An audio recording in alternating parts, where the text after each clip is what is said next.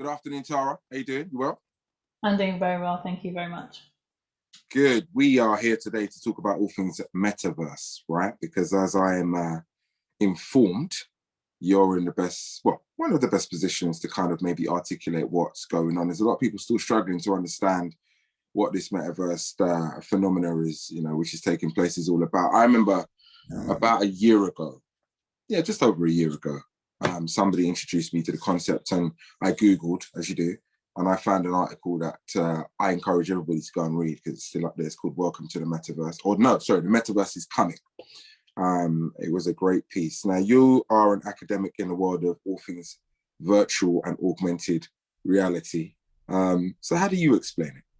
So the Metaverse is essentially a digital platform which includes both augmented reality, virtual reality, and extended reality.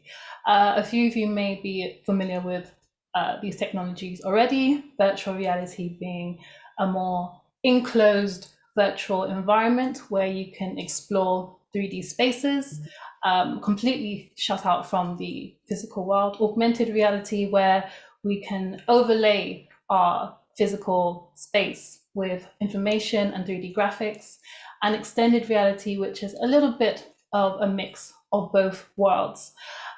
Essentially, it's a space where we can socialize, where we can build platforms of user-generated content, where we can share, buy, sell, and essentially build a ecosystem of different layers of communication and work. Yeah, it's. I mean, it knows no bounds. I'm asking. I've deep dived and you've done well to be as succinct as you were. I don't think I'd have been able to do that. But for those who are watching, there are no real limitations to what can happen in the metaverse. Pretty much everything we replicate can be replicated in that space in some shape or form. On that, actually, I interviewed the organization called IMVU last year and was astounded to know that they've been in business for 16 years. Their business is totally immersed in the metaverse and have been around for 16 years. So for those who are watching, that's thinking. Now, Tara, I know your skill set knows no bounds, right? You are a lecturer in computing at a well-known university, shaping the minds of the future. I want you to elaborate on what's involved in that role, how you walked into that space, but also let me get your thoughts on, because I know in that area you'll teach everybody, right? But I really want to kind of dig down into how important it is that Black people are involved in this next wave of potential employment, this next wave of potential entrepreneurship. There are so many opportunities. How important is it that we educate ourselves?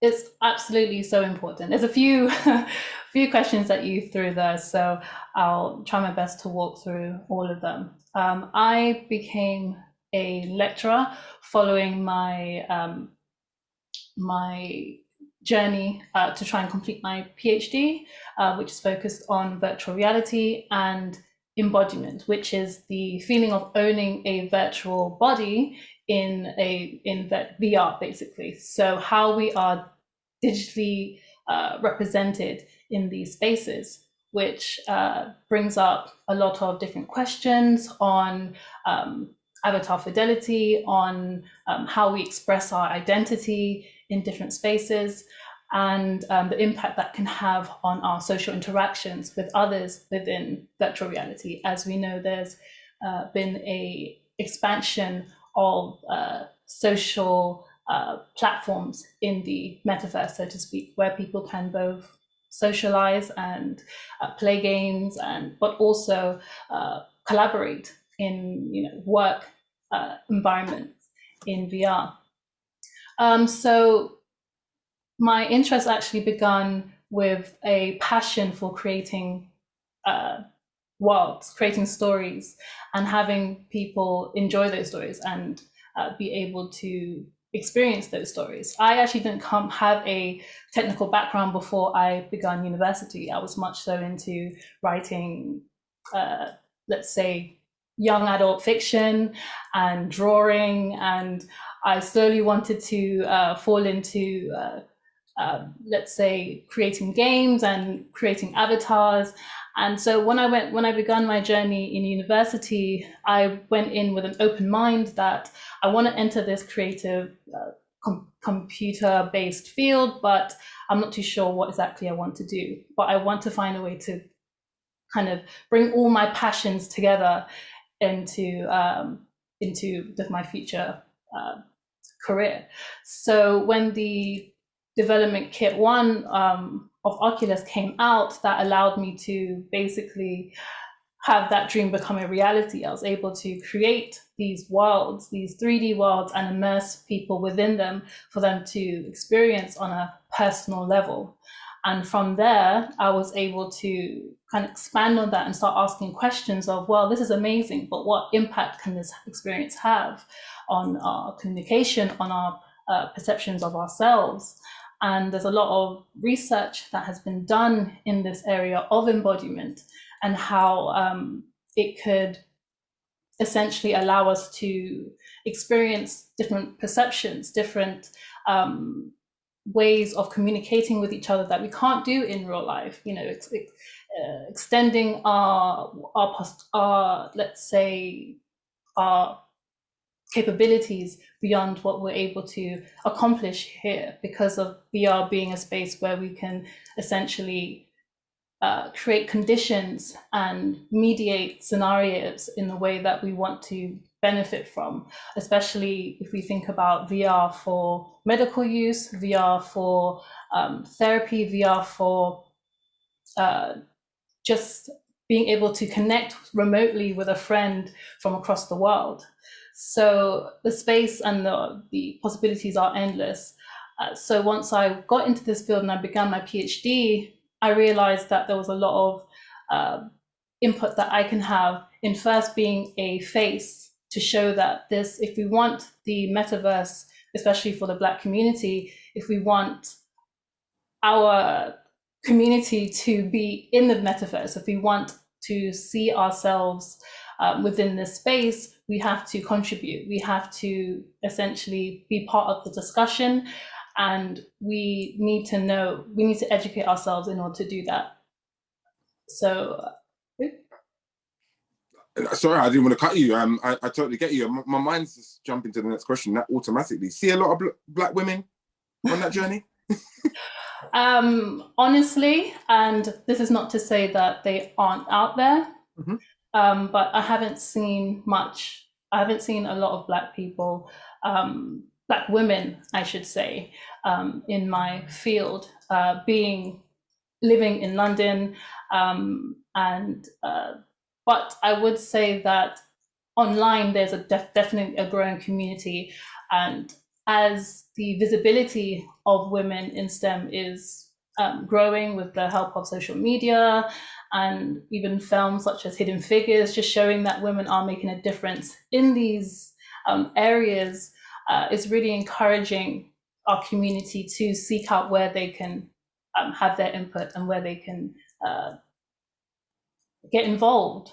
And I see it as part of my responsibility as a person that has stepped into this environment and seen that there is perhaps not as big of a voice big voice at the moment of Black women that are researching things in the metaverse. I want to be one of those people that are making that voice louder and let's say encouraging people our Black community, especially the women in our Black community, to explore what they can do and what they can input in growing the metaverse or establishing it, let's say, as there's no blueprint at the moment for the metaverse. This is something that we're building together, and it will be the users that essentially create or mold what the metaverse is going to be. So it's a critical time now for us to really jump into the stage of infancy where, we're still learning how to get this right. And of course, there will be many bumps along the way. We won't get it right perhaps immediately, but as we are going through this period of trial and error, it's important that our voices and our contribution is coming in there. I love that. I love that. You're currently completing a PhD, right? So I don't want to ask your age. I've been told off so many times for doing that. But from leaving school, say 16, to your PhD, which you're currently completing, how long is that? Give me a time frame on how long that's taken. So I began my PhD around 2000 and I think it was 16 or 2015. Right, okay. It is the PhD is called Intelligent Games and Games Intelligence, and it's sponsored by pardon, let me just get the name right before. Yeah, get the sponsors right. I have to get the facts right. Get the money right. I have to get it right. If I'm going to call out, and give credit where credit is due, I have to make sure that I am saying it correctly. But essentially,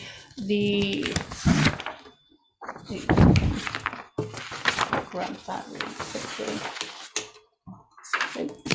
Pardon me for the faffing about. I just want to make sure that my facts are essentially correct. Mm-hmm. This acronym is not one that I want to get wrong. Okay. No, that's fair enough. I got you. So the EPSRC, so it stands for Engineering and Physical Science Research Council. I joined that in 2017. I'm even getting my dates wrong. 2017. It's a 4-year program, and I entered it with the goal of studying virtual reality and embodiment. So again, how we are digitally represented in virtual reality. And when I joined that program, I was glad to see that there was a lot of women that were on this program as well, being a games-based PhD, but I was the only Black woman there. And so I looked around, I was like, okay, so this is my voice now. This is me speaking on this topic as a Black woman, and this is kind of my even though it's I wasn't surrounded by anyone that looked like me. It was intimidating at first. It took me some time to push past the imposter syndrome of being in a space where there wasn't a lot of people that looked like me, but I was surrounded by a lot of people that wanted me to succeed. So that made a world of difference. My supervisor, I have 2 supervisors, but my main supervisor, she's Chinese born, and she came to UK to complete her master's and then later on a PhD, and she's a force to be reckoned with. And just seeing her make her voice heard and really do amazing things and work really pushed me to also be able to find confidence in my own voice in this space, and continue working towards ultimately showing others that someone that looks like me can actually enter this field and make a difference. And more power to you. I wonder, just hearing you speak on that, growing up when you were a lot younger, did you feel like you were aspiring for something that most people didn't? Was that did you find, like, I guess nerds are looked at as they're the cool thing now, it's their world, but did you feel like that is what I'm trying to get? Like, were you looked at as the nerd, or were you not? Have you transitioned into this space? Were you totally different? I don't know, I'm asking. So I would say I've always been a proud nerd. Ever since I was young, I've always yearned to just educate myself, to learn something new every day. I've always had a curious mind. My father tells me all the time, and my father's always pushed me to explore outside of my comfort zone.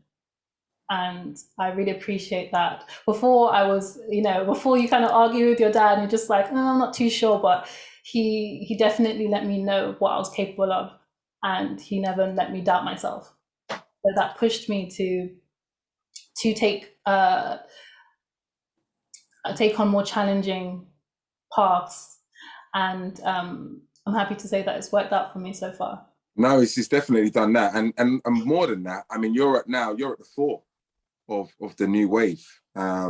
You're part of the first movers, I guess, in this space, especially from our community, and that's what I speak on. I speak from our community. There's not too many people I can reference as being in your or a similar type position. You're educator and entrepreneur and pioneer all at the same time. This is not something to be sniffed at. So, more power to you, and brave as well, because I guess there's nothing guaranteed, right? But you could see a future, and you believed in that vision, and here we are on the cusp of who knows what. What do you see as I sense there's a gamer in you.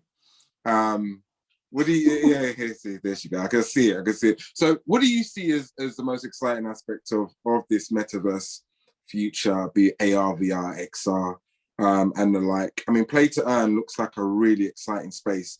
I don't want to get into the whole cryptocurrency and digital assets, tokens. I want to leave that for 1 second. I just want to focus on where you see maybe the most possible room for growth and just what excites you most, really.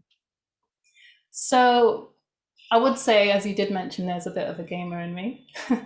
One of the exciting things in terms of that area is that, and it's even beginning now, that we have these huge social spaces where people are able to play together. And most importantly, there's been a push for user-generated content, which I think is going to be one of the biggest incentives for getting people into basically engaging with the metaverse. Having your input, in that space, whether it's a game or a collaborative piece.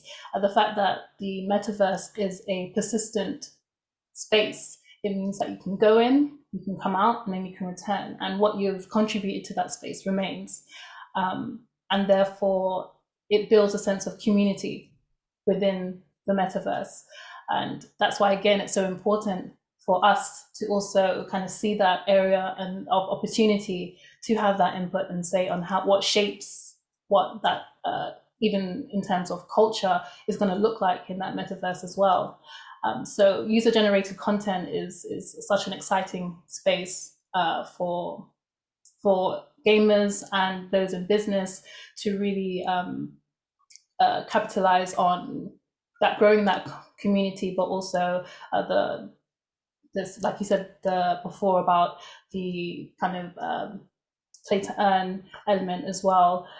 People are going into the metaverse creating assets that can be sold. People are going to the metaverse creating rooms that can be explored, whole worlds that represent either something about themselves, or even if it's completely fictional and it's just exploration of their own creativity. And I find it amazing that you can invite someone into that to share it with you, and that exists, and it has room for growth, in room for a collaborative effort.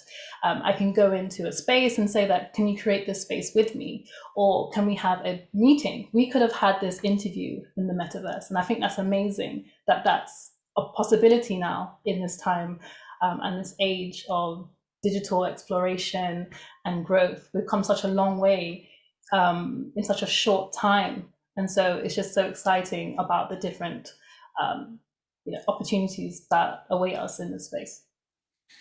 The next time we speak, Tara, because I'm conscious we could wrap it on for another hour about this, right? I've got so many questions. There's so many directions I want to take it in. There's going to be people who are watching this and saying, yeah, but what about the downside? What about the negatives? What about real life? What about the real world? Who's focused on that, right? And so we really want to present, I guess, a balanced discourse on that. And we're going to save that for another time, as we will, digging into how this creator economy that's coming is going to add to, the GDP balances of countries the world over. I mean, my mind just blows with the opportunity that's going to be at the fingertips of people who previously could not earn, and just why our kids should be coding at as early an age as we could, right? So these are 3 areas I'm putting on the record that we're going to come back and revisit. Absolutely. But it's been a pleasure to talk to you and get an introductory perspective on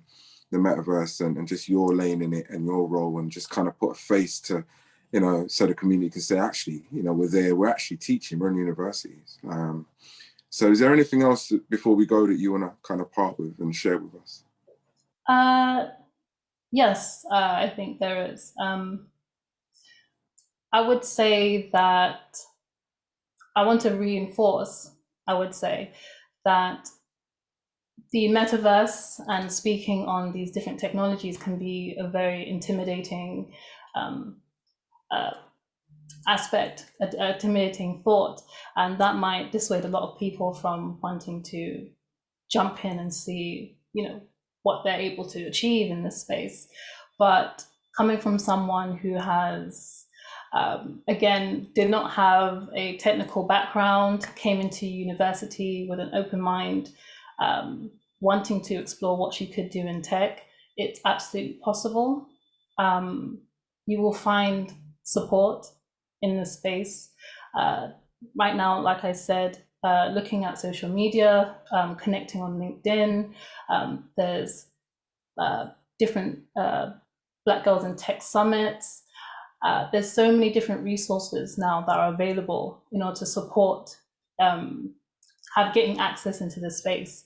And I think that's important to let everyone know that you can get into developing or production or basically shaping what the metaverse is going to look like, because once again, the metaverse is about community, and you're part of that community. And if you want to get into the metaverse, then the time is now, really.